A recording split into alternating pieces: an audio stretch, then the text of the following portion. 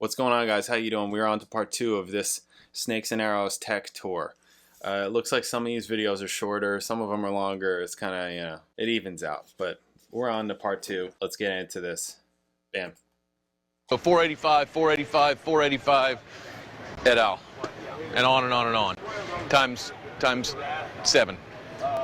And then these cable. And these are about 160 times 6. Okay, yeah, so he's talking about 485 each times box. 7, 160 times 6, plus cable weight, plus motor weight, plus chain weight. Yeah. Gets you to about probably close to $7,000.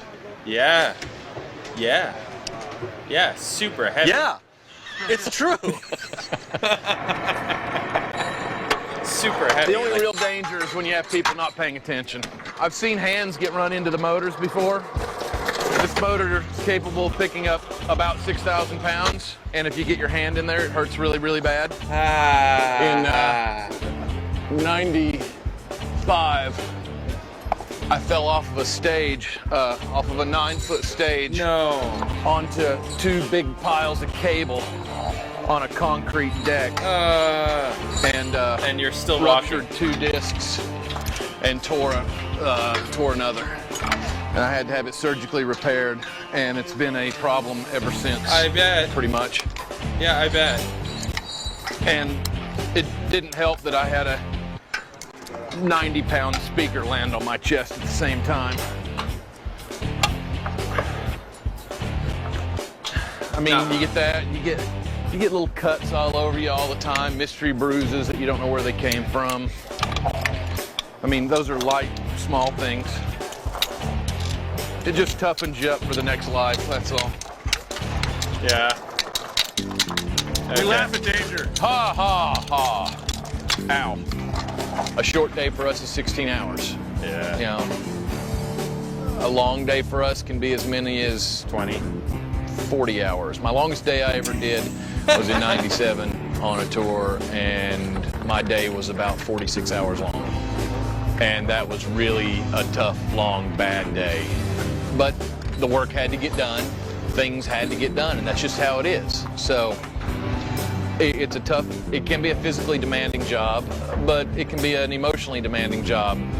I'd venture to guess that the divorce rate among roadies is probably some of the highest in all of America.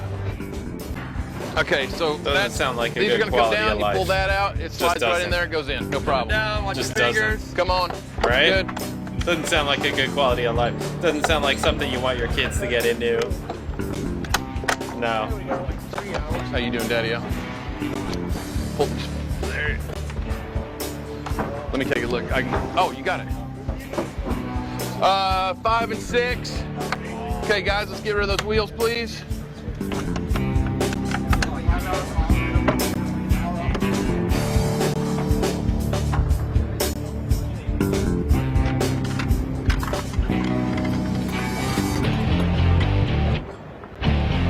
One, 2, 3, 4, 5, 6.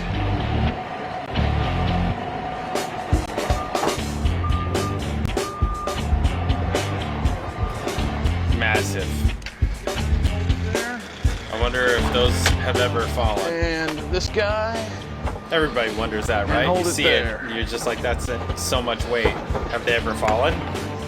All right, fellas, when our good friend Brad here pushes the button, we want to keep an eye on every cable, especially these motor cables, making sure they go up nice and neat and safe, not stressed or acting like a cat. Stress. Straight up, nice and pretty. Let the machine pull them out.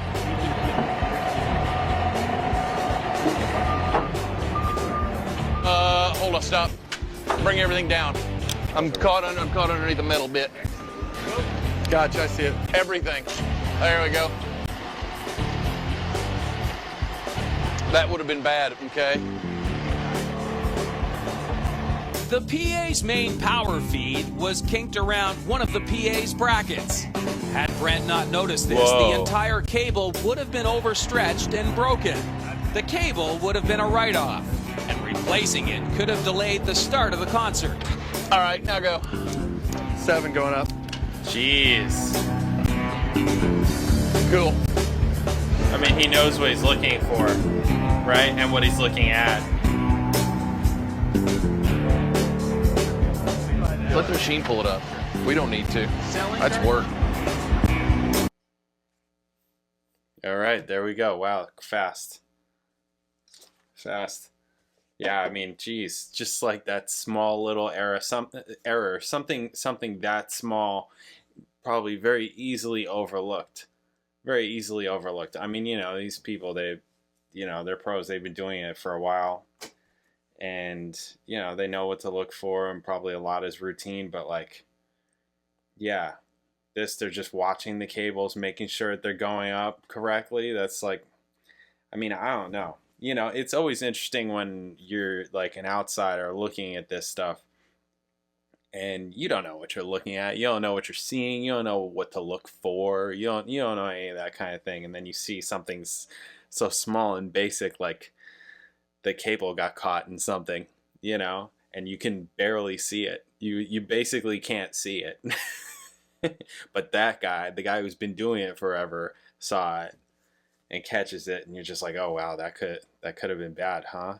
I wasn't even thinking about like, okay, it'll break the cable. I was thinking that like it'll weigh down things, and could it cause the whole thing to collapse? I mean, you know, I'm always just the worst case scenario. That thing just falls, and 7,000 pounds just like destroys people.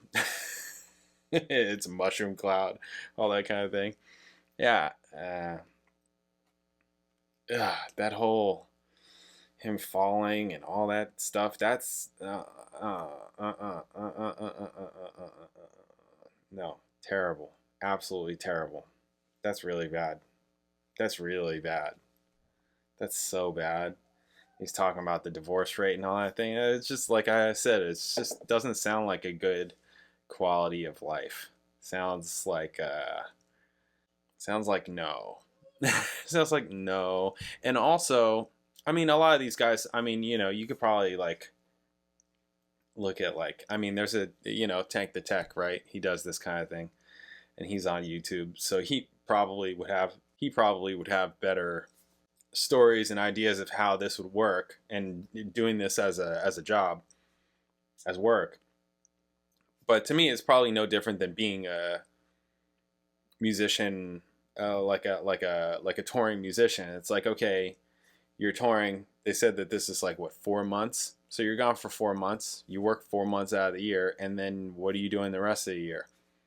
You're going on other tours. You're looking for other tours. You're home. You're just trying to get other tour jobs, or maybe you have, you know, some gigs at home, wherever home base is. Whether that's doing sound at local venues or whatever it is, engineering at a studio, whatever it is, right? But a lot of these guys, they'll jump from tour to tour to tour. You know, the really busy ones, again, no different than like a touring musician. They'll jump from a tour to tour. But then there are those ones where, especially when they're just starting, it's like they're on a tour and then they get back and then they need to just hustle for some other tour, and maybe that takes time. Maybe they need to get some other job in between, you know, that kind of thing. I imagine the tech people probably have a easier time finding work. I feel like. I think nowadays tech, you know, the behind the scenes people, the tech people do better work wise than like musicians, because I've seen techs do work in all kinds of areas, not just concerts. You know, there are different like avenues for them. I've seen techs have side jobs, businesses where they're installing sound equipment at like places like schools and home theaters and things like that. So like there's lots of, you know, if you know audio and also if you know video, that's a whole other extra bonus. Right? There's lots of different things and avenues that you could do that are in demand. So, but yeah, that sounds like not the kind of job that you want to push your kid into. Like, yeah, you'll have a great life doing this. You'll never have to be able to hold any relationships. is basically what he's saying. And, you know, the physical danger, physical harm is high. Yeah. Anyways, cool. All right. We are on to part 3. I'll catch you then.